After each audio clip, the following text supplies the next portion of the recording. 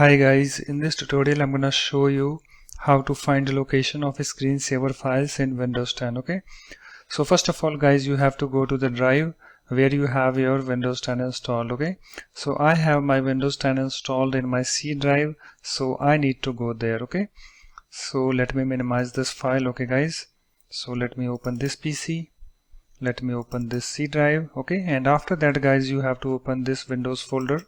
Okay, and after that you have to find the system32 folder over here. Okay, so let me find that. So here is my system32 folder. So just open this, and after that here we have the search box.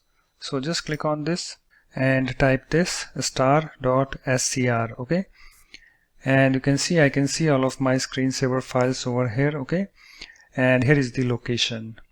Okay, so I have my screensaver files in C Windows system32. Okay, so suppose if I want to preview this screensaver bubbles, so I need to click on this to select it, and after that double click on it. Okay, and you can see the preview. Okay, and suppose if I want to preview this, so I need to click on this to select it, and after that double click on this, and you can see the preview. Okay, and suppose if I want to preview this also, ribbons, this is screensaver, so I need to double click on this, and you can see the preview. Okay guys, so let me close this window. Okay, so guys, that's it. In this way you can easily find the location of a screensaver files in Windows 10.